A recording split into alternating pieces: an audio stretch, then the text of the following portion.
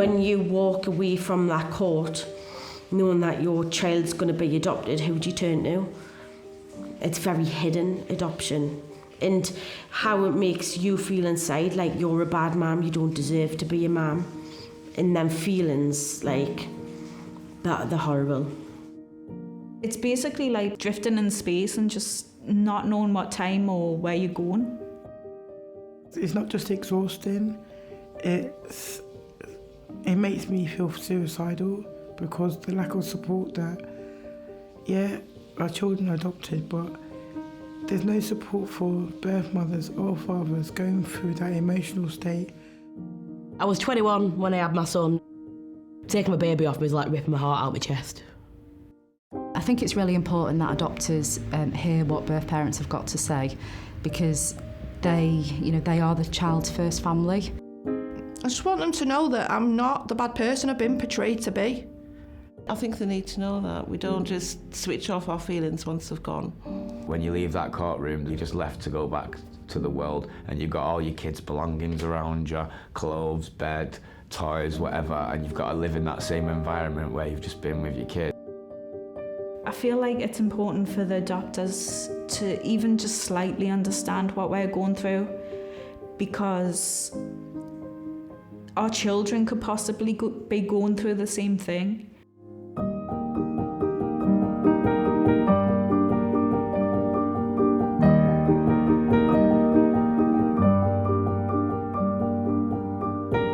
Yeah, it can be very easy for the adoptioners to just forget about you.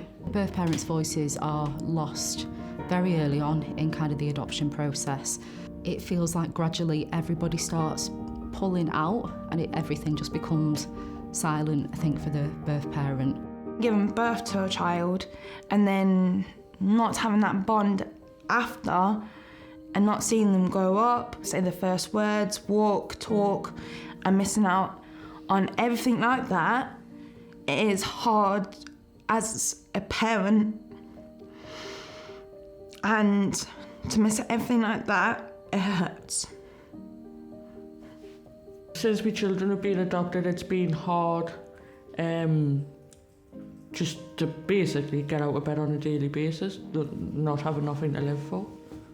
Birth parents are dealing with grief and loss and shame. What adoptive parents end up knowing about birth parents is based on being able to give information to their children about their identity and where they've come from, and some of it may be around risk and what their children have experienced before they came into care. And neither of those things can end up painting a very human picture of birth parents.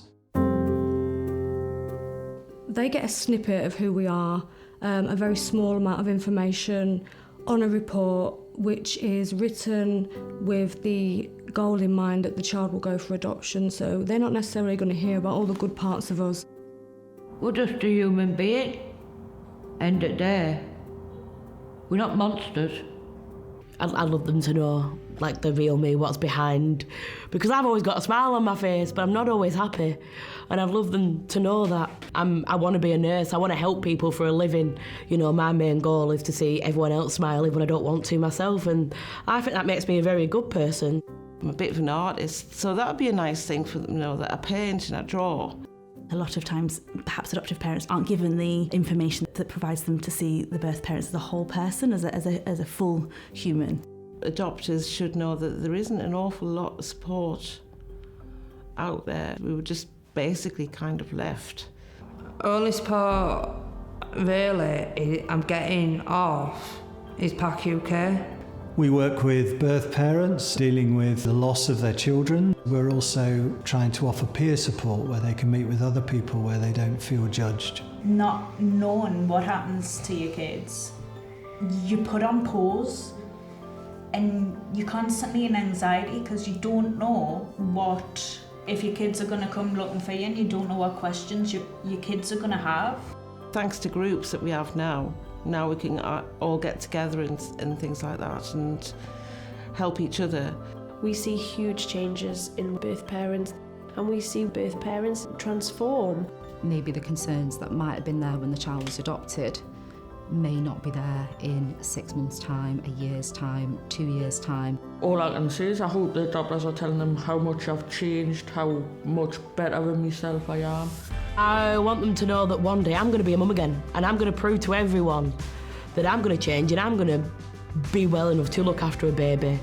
They want the adoptive parents to know that they are in a better place. And it's really important to them because their children may come and find them when they're adults, and if they are, many of them want to be in a better place for that time. So I'd like them to know that, yeah, I've had a traumatic life. I was 21 when I had my son. At that time, I was in an abusive relationship. I was mentally unwell. I had social services involved as a child myself, all the way from my teenage years through high school. I was bullied in high school, so all of that was put together and kind of like, well, you can't look after a baby, so we're going to take it off you, which obviously is the most heartbreaking thing. But having said that, it's better for him because I'm just too ill to look after a child. Like, I'm far too ill. I've been through hell and back with my situation when I was in care myself, from the age of 6 until I was 21. Birth parents as a group, they are very socially disadvantaged and disenfranchised. Many of the birth parents that we work with are the birth mums have been victims of domestic violence. I would say that's probably still the main underlying cause behind a lot of removal, as well as a lot of mental health problems and learning disability, addiction. They're an extremely unnurtured group of people. A lot of them have had very poor upbringings, poor attachments, and suffer from that. If we were to explain to adopters what we've been through in life, they might have an understanding of our past and what we've gone through. They might just be seeing it from social services point of view, but they need to see it from the birth parents' point of view. They've often had limited choices in life, and so a lot of my work with birth parents is around shame. If you're trying to carry on, it's hard to feel that pain that you've let your child down. I would love the opportunity to have met them so you can get a picture of somebody, you know, an opportunity for me to tell my story to them so they've got a clearer picture. I'm so glad that I actually got the pleasure to meet them, because I know some of them don't, whereas I was quite lucky I met mine. We didn't know whether to laugh, to cry. I think we did both in the end. I wanted to know who my son was going to live with. And that's pretty fair from a parent, knowing that you're never going to see your child until they're 18. You want to know who the parents are. I think the adoption process for birth parents is very oppressive. Their views are not heard, their wishes are not heard. If they also don't get the opportunity to meet with adoptive parents, it just makes them feel so powerless and so kind of unwanted. Birth parents, from my experience, still very, very much want to have a connection with their child. You'll hear from them directly that that is the one thing that is keeping them going. With the letters, sometimes it feels like you're actually there with them at the same time as, even though you're not there. The letters help mentally and emotionally. It's really important. It's the only thing that's keeping us going, and I can't wait to get my letter, and I can't wait to reply back to them. It's very important because it'll feel like I'm still involved within his life, even though I'm actually not involved with his life. That's the only thing I live for now, is them letters of them children, because I'm not going to see them and I'm not actually going to hear from them personally until they are at an age where they can actually do it. Letterbox is their only link remaining to their child, it's their only connection, and it's their only way of finding out if their child's alive, okay, doing well. So if they don't get that, or it's not on time, or it's lacking detail, that is so difficult for them. The only letter this year that was due in January, I received that in July. You're sitting for 7 months waiting for a letter, you know, and every day you're looking for a letter, and it's like, it's heartbreaking. When my letterbox contact is late, it affects my depression, my mental health, my anxiety. When it's late, I'm worried, thinking, now it's late, what's happened? When I don't get letters, it makes me feel like, is it me who's doing something wrong? The content of that letter makes a huge difference. The adopters need to put themselves in the birth parent's shoes and think, what would they want to know? You know, it's often things like what their shoe size is, you know, how tall are they now? So the smallest little details and letters mean so much, and it makes you feel less isolated and less lonely and hopeful.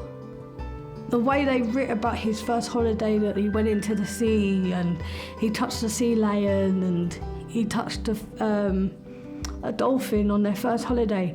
The way they writ that was so descriptive, like I was there, even though I wasn't there. They're telling me about his first steps, they're telling me about his development and jumping in puddles and all of that, you know, and the only thing I wish I did get was a picture, because honestly, the last picture I got of my son, he was 8-9 months old. It'd be nice to know what it looks like now, because, I mean, he was a gorgeous little boy. There's a lot of us that don't receive photos.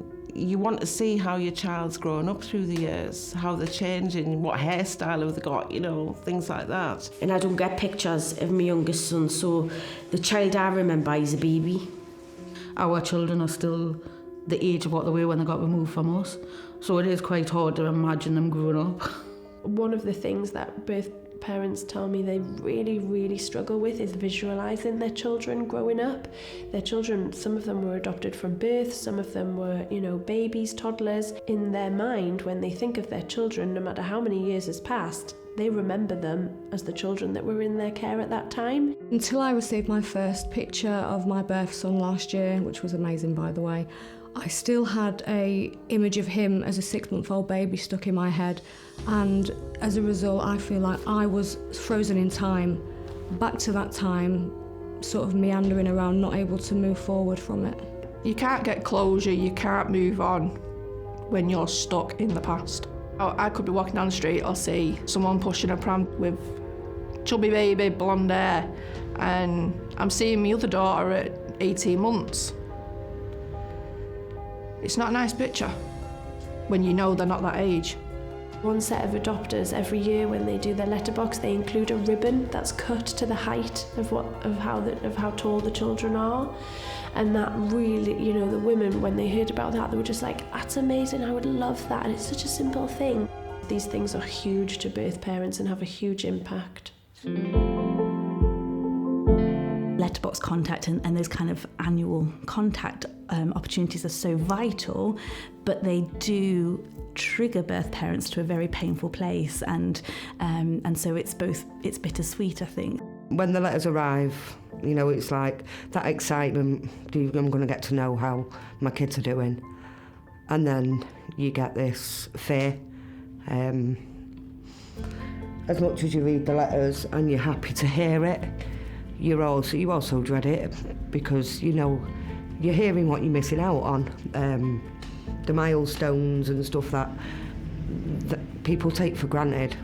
It drains you in all senses to read them letters. It wrecks your mind space for months after. When you know that letterbox letter is coming to you, it is joyful, it's happiness, but it's hurtful when you read the letter, because you're missing out on a lot of things, but it's a joyful moment because you know your child is safe, secure, and they're healthy and they're moving on with their life. I think some of the key things to get across to adopters is, whilst it is something that is so important to the women, it's also so incredibly hard for them emotionally to receive those letters, to hear how things are going, and then the thought of having to write back is incredibly difficult for some of them. When I haven't replied because it hurts too much. It's so hard, especially the age of him, to put pen to paper for him. They have to be able to read and write, which is not a given. They have to be in a place mentally, emotionally, they have to be strong enough to be able to deal with what's been said in those letters and to be able to respond to those letters. At PAC-UK, a lot of the time we see large sibling groups that are separated through different permanence plans. A lot of my parents say to me, even if I couldn't get a photograph, I would like my child to have a photograph of their sibling that's been adopted, because it helps them feel like they're still part of each other's lives. But without all of that, they're just on a piece of paper. They don't feel real anymore. I have other children that have lost, and not through any choices that they've made, because I know I've got 2 children that struggle with the loss of their little sisters. I think it would be very important for the adopters if they could keep the siblings in contact with each other.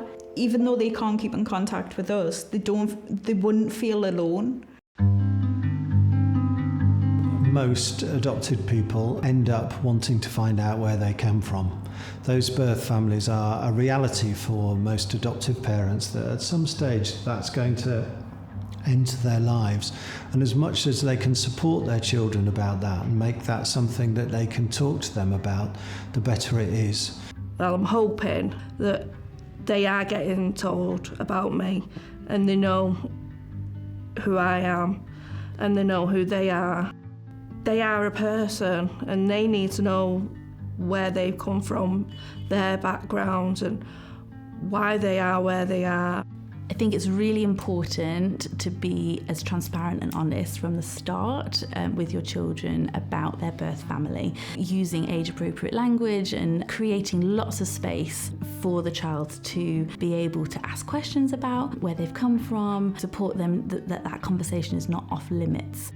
I'm concerned about them having to tell my son that he is adopted, and his emotions when he finds out that that's not his biological mum. Within adoption at the moment, there's a big move towards children having more sense of their own identity, which is a mixed identity, if you like, from their adoptive and their birth families, and about knowing more about where they came from. But I do think it is important for that child to keep a piece of their formal identity, and for that to be considered in all decisions moving forward.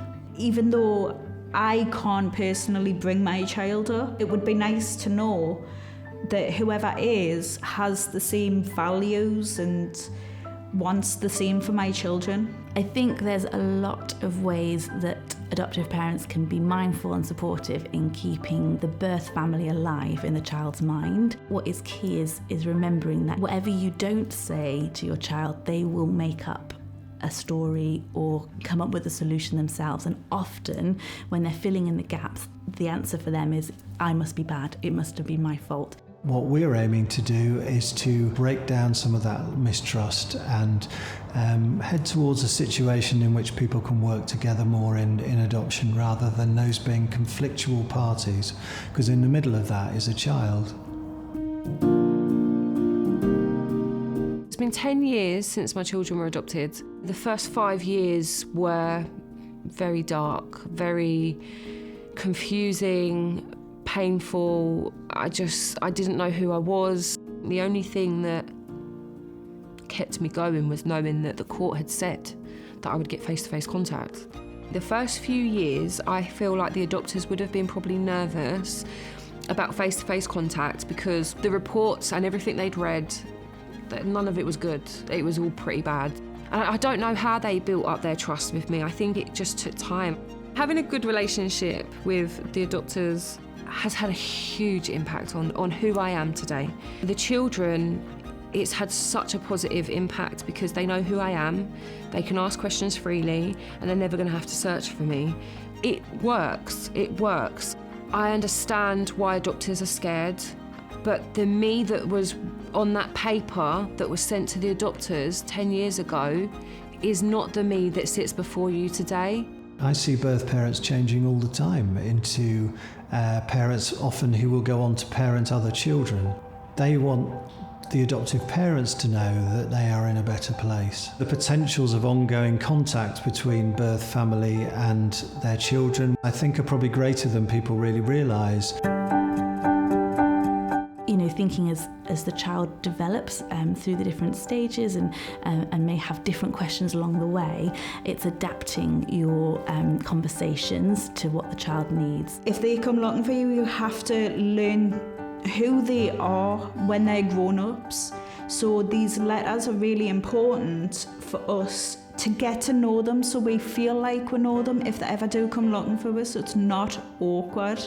I would hope in time, when And if he decides he would like to meet me in person, that the adopters, they'd be open to working with me to mediate reunification if that is what he would like. Most of the parents I would work with, they would absolutely love to be part of that process should it be the right time, and they would love to work with adopters to try and make that process as positive as it can be. I think one thing we do have in common is that we both care about our child, and I think there is a potential to have quite an open relationship somewhere down the line that will benefit not only us and them but also the child, as research shows that adopted children that know about their birth family, where there is a degree of openness, fare much better than adopted children that don't.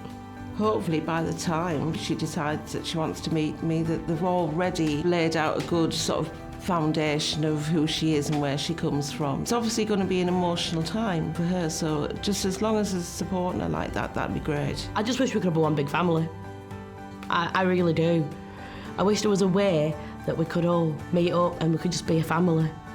Even if I don't get called mum. I was just working with one birth parent recently, and we asked, what would you say to the adopters now, a few years on? She just said, thank you.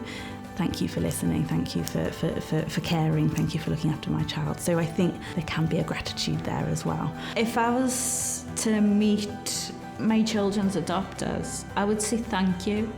I've never had anyone to look after me that way, and I just love to know that my kids are safe and looked after and loved like I could love for them. If I met the adoptive parents, I would say, please look after my child. Please do the best you can to him. I've always had a thing for brushing my teeth. Always remind him to brush his teeth. Hold him how I would hold him. Never let him go. Adoptive parents need to understand that their children are loved by other people still. That's a starting point. We have to be more sharing in our emotions about that. He could have had a good life with me, but give him the better life. Explore with him. Give him the world.